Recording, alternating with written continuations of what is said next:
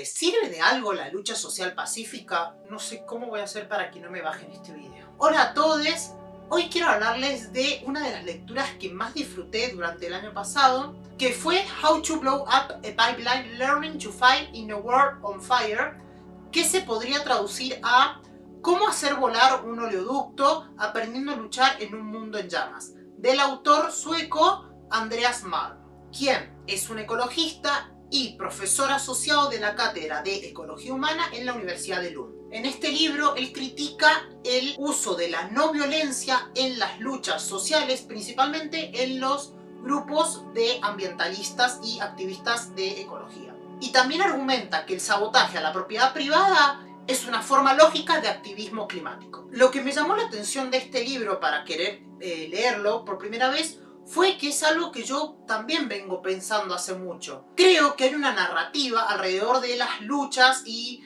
de las conquistas sociales, de que estas deben ser siempre sin violencia. Y también deben ser pacíficas, porque si no se cae en la misma lógica del opresor.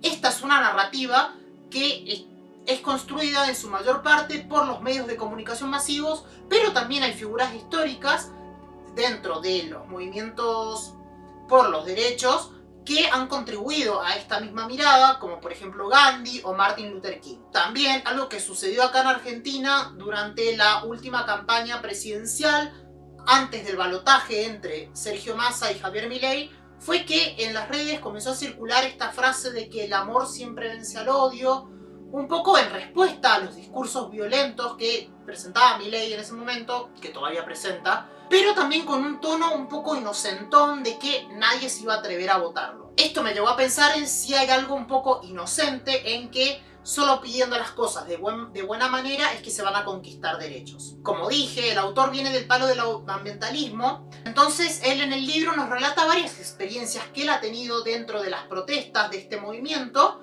las cuales muchas incluyeron el sabotaje a la propiedad privada, como por ejemplo pincharle los neumáticos a vehículos utilitarios deportivos o irrumpir en una central eléctrica. Él critica fuertemente al movimiento pacifista, ya que dice que este no quiere usar ningún tipo de violencia, ya sea contra la propiedad o contra las personas. Obviamente el autor defiende el uso de la violencia contra la propiedad, y más aún cuando esta propiedad contamina y causa un montón de problemas, no solo ambientales, sino también a las poblaciones más vulnerables. Vivimos en un mundo donde el capitalismo salvaje le ha dado un lugar de sagrado a la propiedad. Entonces muchas veces se equipara el mismo valor que le damos a la vida humana o incluso animal con el valor a la propiedad. Por eso vemos en las noticias cómo muchas veces se califica de terroristas a grupos que pintan o grafitean una pared, o que rompen una estatua de algún colonizador o racista, pero no se califica de terrorista a cuando un Estado ataca militarmente a una población entera, y se dice que eso se hace en legítima defensa.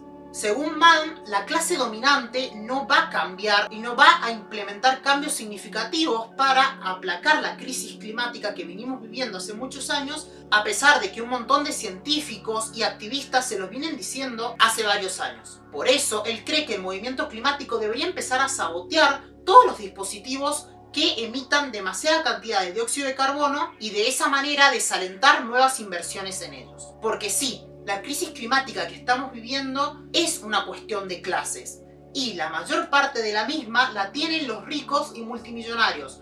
Esto fue algo que me gustó mucho del libro también, es que él da un montón de datos y menciona un montón de estudios que demuestran que esto es así, y que no se enfoca en esta mirada que también es un poco individualista, que nos dice que podemos llegar a hacer cambios todos los días para salvar el mundo, como por ejemplo, no sé, usar sorbetes de cartón.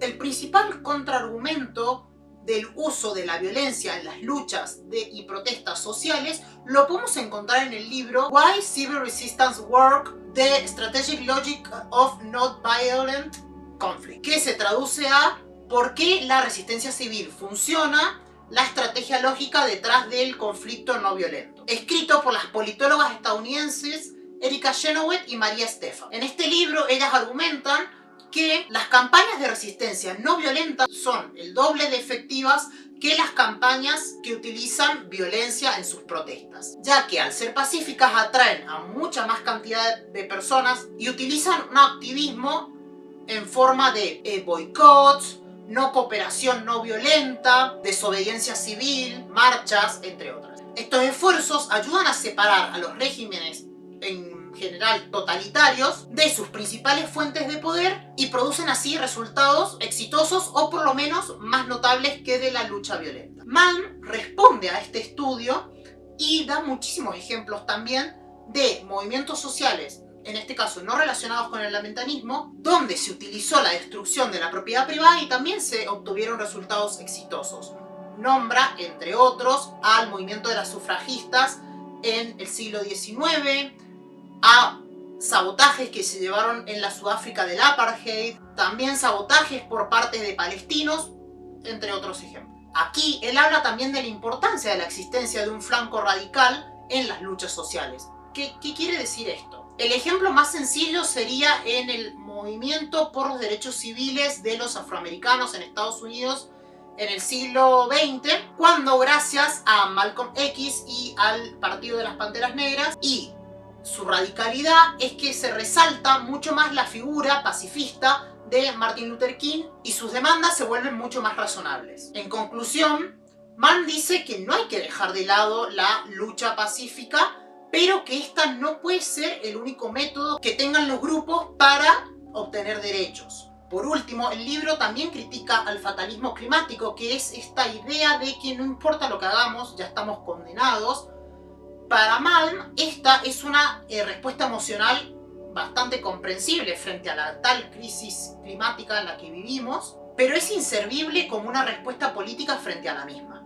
Y que mientras más nos digan que es inimaginable que se radicalicen los movimientos ambientalistas en este caso, menos imaginable va a ser esto mismo. Pero termina el libro con un tono optimista y esperanzador que se resume en esta frase que les quiero leer. La esperanza no es una puerta, sino la sensación de que podría haber una puerta en alguna parte. O, lo que es más conmovedor aún, la esperanza es un hacha con la que derribas puertas en una emergencia. Bueno, eso ha sido todo, espero que les haya gustado. Me gustaría conocer su opinión sobre este tema, sé que es algo controversial y también es polémico, pero déjenme qué opinan en los comentarios. Los invito a que se suscriban a mi canal si les interesan estas temáticas y nos vemos en un próximo video. En caso de que no los vean, buenos días, buenas tardes y buenas noches.